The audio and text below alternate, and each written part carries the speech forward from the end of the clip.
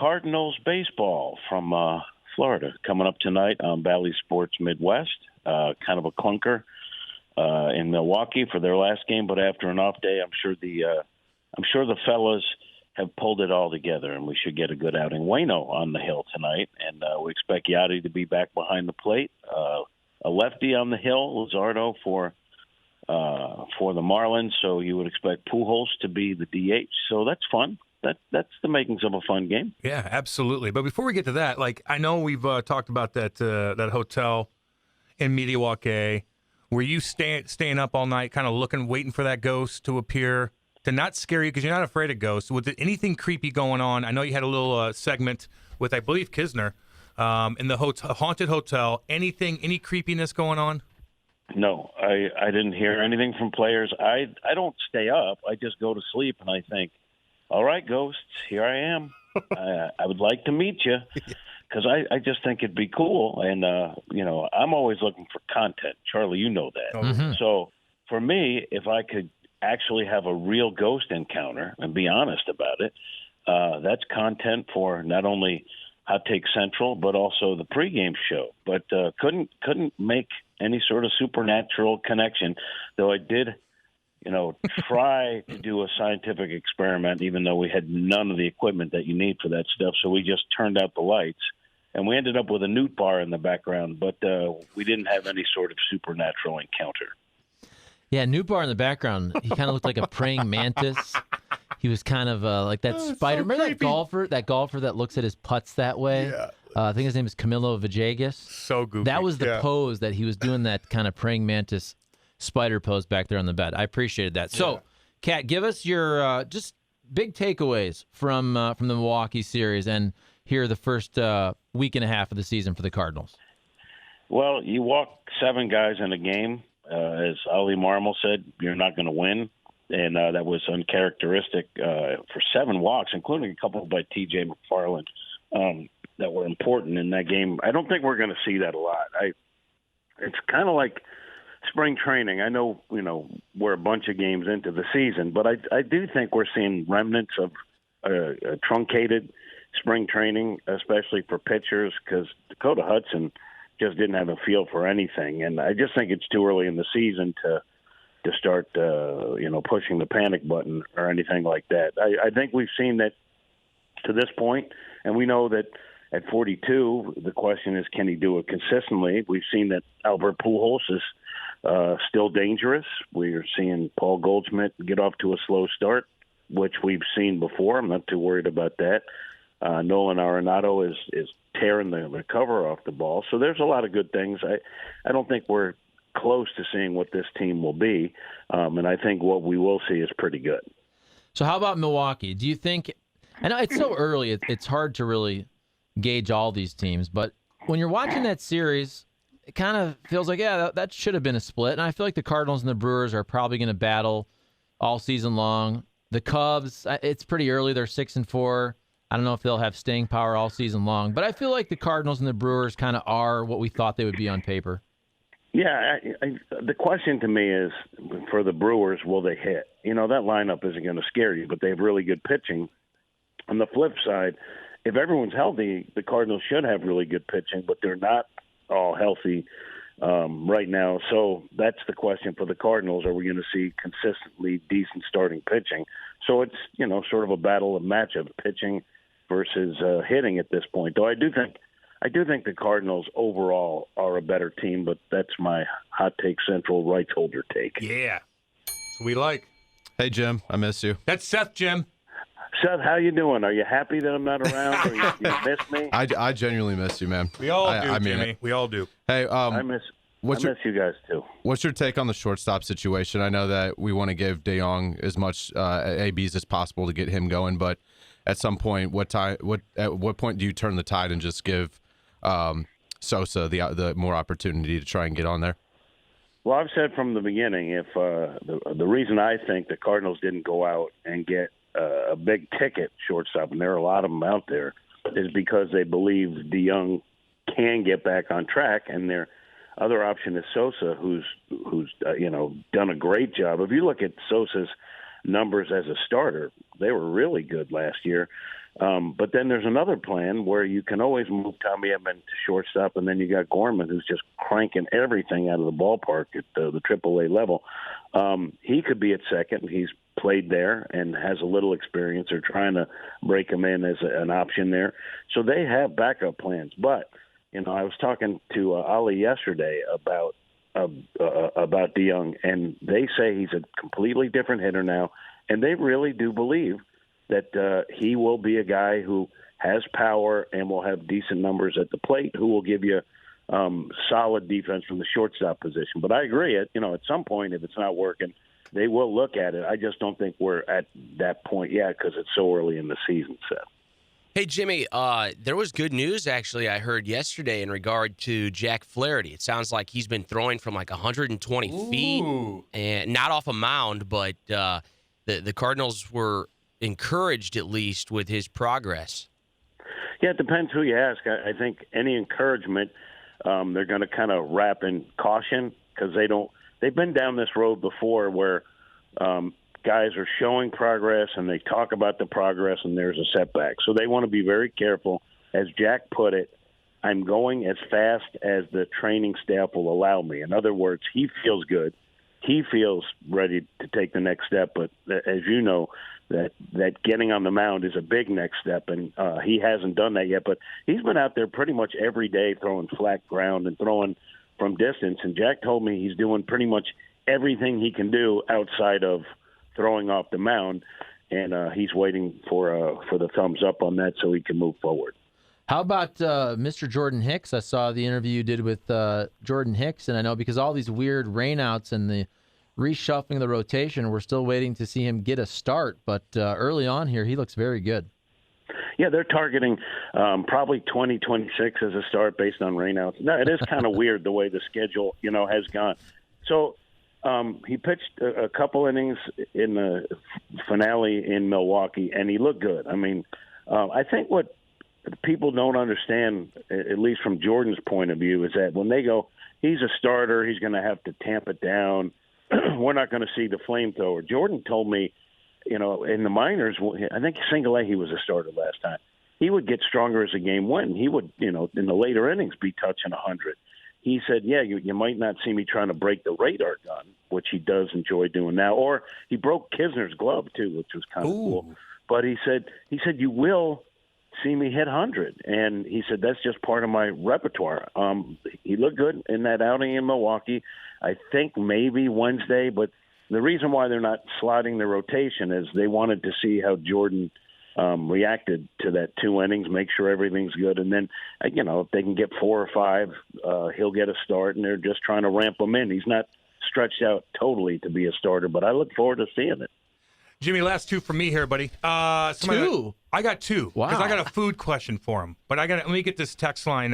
Bear with me on this, Jimmy. You know how bad I'm at reading. DeYoung. I think you're great. I miss you, Ken. I miss you, buddy. I really do. DeYoung, while having a low average, has some really good at-bats so far. However, if Gorman keeps hitting and DeYoung doesn't get hot, I could see Edman at short and Gorman at second. Either way, I think Gorman could take a spot of a bench player this year or next year, and we could see how he hits against MLB pitching. Let's say you, Jimmy the Cat. Yeah, I just said that. I said that would be an option. And, I did say that would be an option.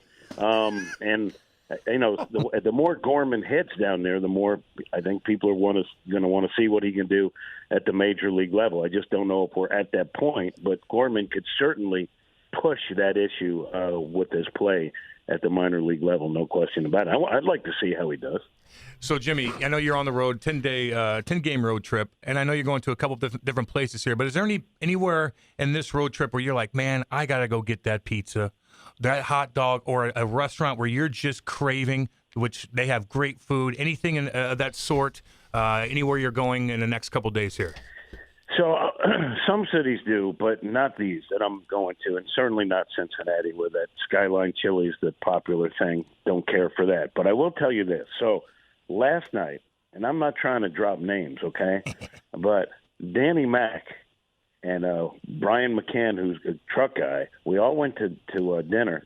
Danny Mac picked up the check. Ooh. Thank you, Danny. Yeah. But anyway, so we went to dinner, and I guess Brian had this place he wanted to go to that was a couple blocks away from the hotel. So we're walking there, and I'm thinking, you know, what do they got here? I have no idea. We walk in, and it was the kind of restaurant name that you can't even pronounce when they tell you. Like, I don't even know how to say it. And I asked, and we walk in, and there's this guy wearing like this really tight undershirt that's like 3 sizes too small. He's a little guy, but he's kind of cut, and he's walking around. And I'm thinking to myself, he must be the owner to walk around like that. And then I look at him, and there's murals of this guy. He looks like a character, a little guy, you know, buffed up. And anyway, so after we order, you know, I'm talking to the guys at the table, and all of a sudden they put this thing of meat down. I had ordered strip steak, and they don't put it in front of me. They put it in the place across from me as if it's not ready yet. So we're like, I guess they got to come and sauce it up, or I'm like, I'm hungry, but oh yeah, they're going to put the spices. So I'm talking to the other guys. My head's turned. All of a sudden, this guy comes up and starts chanting, and he throws salt on it. And I guess that's the thing at this restaurant. Like, he's famous for that. They throw salt. The Salt guy. You Anyway, went to the Salt Bae? What's that? The Salt Bae? Is that what he's called? Yeah, he's the meme. He has glasses, Yeah, right? I didn't know that. Oh, yeah, Yes. he's very famous. He throws salt, and he does it kind of in a very... On his elbow. On his elbow. He kind of turns his wrist. Did he have long hair and a ponytail? Yes. Oh, that's him. So hear me out on this. So this is what it encapsulates what being an old person is. But I will say the other guys didn't know either. So, like, I had spotted this guy because he seemed a little odd, and he must own it. And everyone's like letting him like walk around like the peacock of the place. Anyway, so by surprise, he's throwing salt, and the food was excellent, but we didn't know that was a whole thing. Dude. So when I'm talking to my kid who's 13, he's like, well, you know, did you eat anything good? And I told him, yeah, some guy threw salt. And he's like, you went to the Salt guy? Like, everyone knows this guy but me. He's Everyone, everywhere. like, you guys know. I don't know. Dude, that, by the way, if Danny picked up that tab, Jimmy, I'm telling you, you might owe him one on that one because that was a big tab. That place is expensive, dude. Well, here's the thing. Like, first of all, I didn't know he was going to pick it up, but Bally's, you know, pays. But I'm not looking to give him like a $200 dinner bill. But I don't spend a lot, so they wouldn't question it. But I look in that menu, Cam, there was like a $3,000 steak in there. Oh. It was literally a $3,000 steak. They had a gold, I don't know what that is, a gold cheeseburger. Yep, they wrap it in gold for like $500. They wrap it in gold, which I'm like, I don't want that. I'm going to eat gold? No, I want food. Right. and so it was kind of, you know, I didn't know that we were eating at a famous place. It was excellent. There's no question. And it was nice of Danny to pick up the tab. He's the best. But as we were walking out, the lady said, you know, how did you like it? Did you enjoy it? And I said, I loved it, except I will say the Salt guy scared me a little bit. And I didn't know I was talking about an icon at that point. He is, man. So did you get a picture with Salt Bae? No, I didn't know. I just thought it was some dude threw salt on my steak. I didn't know. I would have. Oh, my kid's like, why didn't you get a video? Yeah, he's a big meme guy. He's all over the place. People dress up like him for Halloween. And he wears a white shirt in the restaurant too, which is always dangerous. Yeah. It's a white T-shirt that's 3 sizes too small. And he's a little fella, but he's buff, but he's a little fella. And when you walk in, you're just like, and then you're like, hey, that guy is walking around like he is the king of this place. There's a big painting of him over there.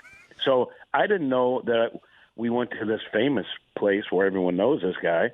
I just thought it was a weirdo throwing salt in my steak.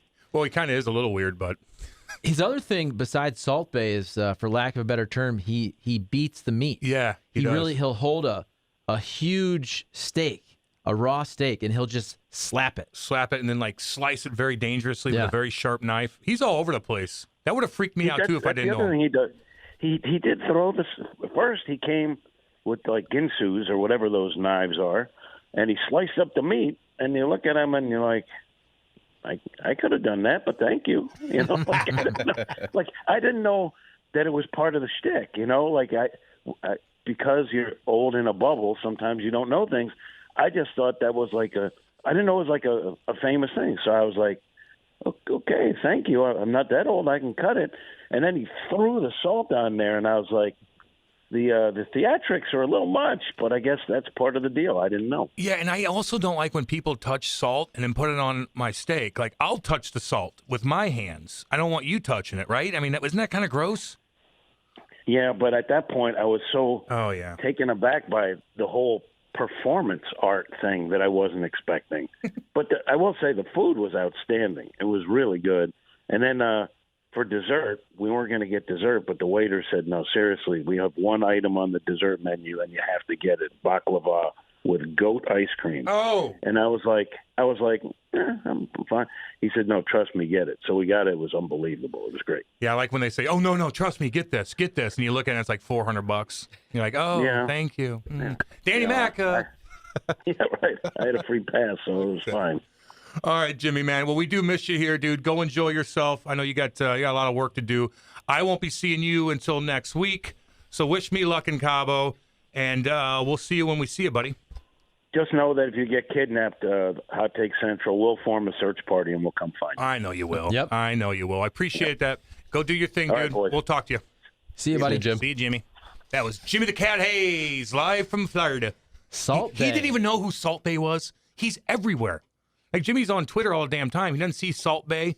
And there's always some funny memes, too, with, like, people that are kind of annoyed by him. They're like, oh, come on. You know, like, you ever see Sopranos when Artie Bucca always comes over and he's talking to you, and you're like, no, I'm trying to eat, damn it. Quit talking to me. He seems like an annoying kind of guy like that. And I don't want, if my steak's in front of me, I know people touch stuff with their hands back there, but then they cook it. But I don't want a guy that's like shaking hands with everybody, coming in and then taking salt with his hands and dumping it on. I don't know. I'm gross. I get grossed out easily now. I really do. Here's the really deal. do. Here's the deal, though. You might think Salt Bae is the man when it comes to salting things, Oh, but the best salted item you could ever get is Philly Pretzel Factory. great transition. They have their own Salt Bae Love it. who does it in this perfect way. He places Yeah, whatever. he places the salt on the Philly Pretzel Factory to make sure they're spaced out, Yes. and you get a perfect bite with just one or two little, what do you call those little pieces of the larger salt? Is there a word for that? Yeah, it's Is it crystallized? I thought You know what I'm talking like the big sea salt. salt, like the big Yeah, thick for a pretzel. sea salt. Yeah. And they place it perfectly, just like on the movie Casino when they didn't have all the blueberries in there, right? Yeah, I want them to count every blueberry and put the same amount in each muffin. That's what they do, right? So my Salt Bae is Philly Pretzel Factory. Right now, large party trays, $15. All right, you can get 10 pretzels for $5. Pretzel and pretzel dogs from Philly Pretzel Factory. Perfect snack anytime. Right now, pretzel dogs Ooh, are only $1. Spicy sausage pretzels and bratwurst pretzels, just $1. Are you kidding me? Head on over to Philly Pretzel Factory. They're better than Salt Bae. It's 14744 Manchester Road in Baldwin, or check them out, phillypretzelfactory.com to place your order. It's Philly Pretzel Factory, where better gets made. Oh, let's see here. Yeah, people are thinking that that was like a fake salt guy. But his restaurant, which is it called Nusret? Yeah, I don't They're know. all over the place. Yeah, but he can't be everywhere at once, so I don't know. So is it an imposter? It might be an imposter. Touching your salt. Fishy chimes in and goes, hey, Cam, I'm in restaurants every day because of my job, and I've been in restaurants for the past 23 years, walking in through kitchens, and you wouldn't eat 3/4 of the restaurants if you saw what goes on back there. Damn, Fishy. Like what, man? Like just like nasty stuff? Dude, I watch Kitchen Nightmares with Gordon Ramsay, and some of the stuff is so god dang hideous. Where they open that fridge, and there's like fish laying over here and things over there, and black mold over there. And like Gordon Ramsay's like, shut it down. Shut it down. Damn, Fishy. I get it, man. Oh, kosher salt. Kosher salt. That's what it is, Charlie. Dude, Salt Bae, good for him, though. I mean, he's turned this into a multi-million-dollar restaurants all over the place. Dude, they have that stupid thing with gold. I don't get that. I will say, though, when you watch him, I'm watching a YouTube video right now. Yeah. He makes a big thing of it. Everything with the cutting, with the slapping of the meat, with the salting, it's all a production. And you know what? If he didn't do that, it wouldn't be as popular. I know. That's how it is. You become just like this guy and this deli guy in New York who just you're allowed to like take chips and stuff and just give it to him, like make it the Aki way. And he's like, oh, right on, yeah. And he just like puts it on TikTok and he makes this, and half of it's disgusting, but it blew up. And now that place is packed every damn day because it's something different. It's just a little different. You just got to be a little unique in a way and kind of trend in a way. I don't know. And post it on TikTok or whatever.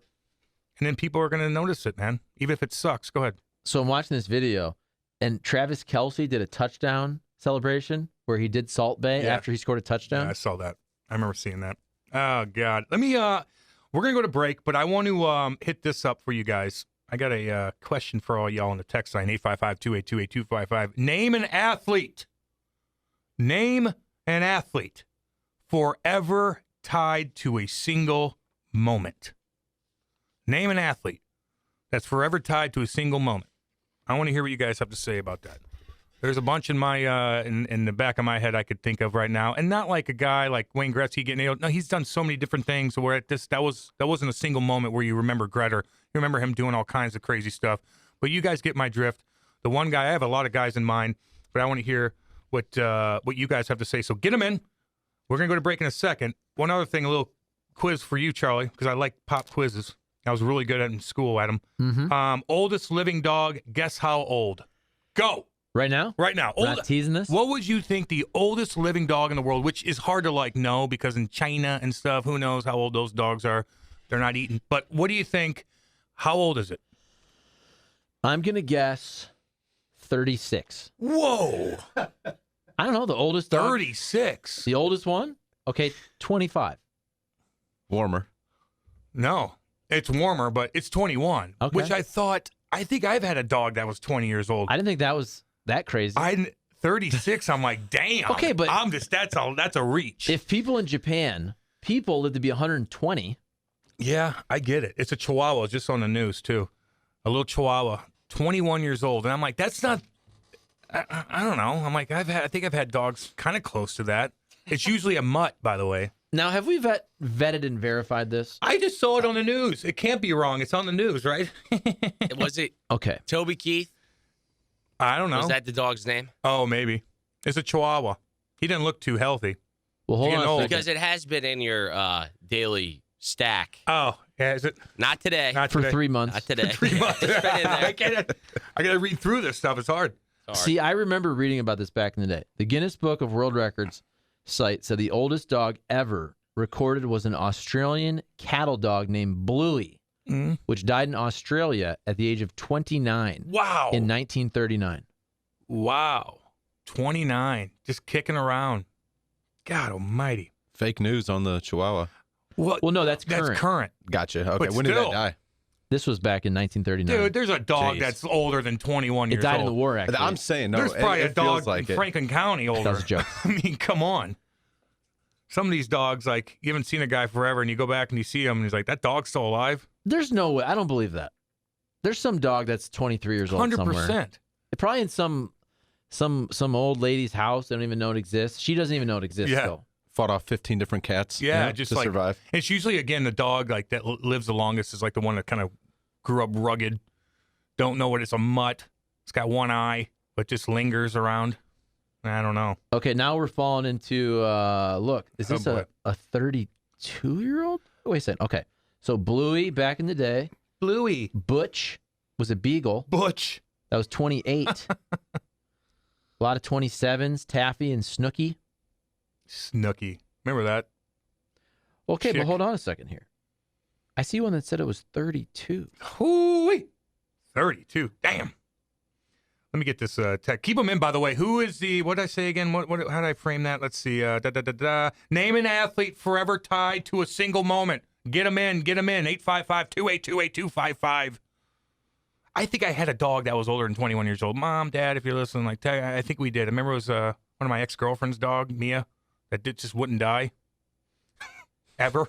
Go ahead, Charlie. Okay, there's some controversy here. Because maybe Australia. Are these really dogs, though? No, I don't know. Are Could they be like dingoes. Are they a dingo, dog, wolf One of them dingo. mix? Because Chilla, apparently, was born in 1952 and died in 1984. If this is true, she would be the oldest dog that ever lived. The 32-year-old mix was owned by David Gordon of Queensland, Australia. Remember that lady in the news back in I think '90s? She's like, "Did the dingo eat my baby?" Remember that? And you're like, it was just like a meme, like it's like this, or Seinfeld picked it up one time, and Elaine said something about it, and I'm like, oh, what a goofy story. But then you look into it. You look into that story, it's horrifying because it did steal a baby. I think killed the damn thing. I know, which is like, hence why she said that. But she was so goofy when she said it. No one cared about the actual kidnapping or murder from a damn dingo that they just chirped her the whole time. And it was like really. I read the whole article. I'm like, geez, Louise, that poor woman. No one even helped her. They just laughed at her. Like, that stole my damn baby and killed it. Give me some sympathy. My God. Yo, God, you know what else I read this morning? Man. There was an article about 1931 exorcism we talked about the other day. They had the article about it, about that little boy up in, I think it was North County, that was, that they had to have an exorcism for. I read that whole article. It's just horrifically scary. And it just, I don't know. It's just crazy, man. You had a lot of quotes from a lot of important people that saw a lot of crazy things that day or that week or whatever it was. My God. In St. Louis. St. Louis is creepy, man. I got some creepy things going on. Dude, this is a crazy story about the dingo. I told you. I never knew the backstory. So, 1980, a 9-week-old Australian baby girl killed by a dingo, camping trip. The parents, I'm trying to read here. The parents were basically put in jail. So the mom and dad put in jail for some time. Lindy was released. That was the mom. Only after, so the baby's name was Azaria. Lindy, the mom, was released only after Azaria's jacket was found near a dingo lair and new inquests were opened. In 2012, 32 years after Azaria's death, the Chamberlain's version of events was officially supported by a coroner. So at first they blamed the parents. Yep. And it looks like the woman, Lindy, was paid $1.3 million for false imprisonment. How long was she in jail for? I'm trying to read here. Oh, God. I told you. Everybody mocked that poor woman. I didn't know that was a real story. Yes. Yes. Even it made it to Seinfeld, New York comedy. And this poor woman went through hell and back. My God. So here we go. Lindy was tried for murder. This is the mother. And spent more than 3 years in prison.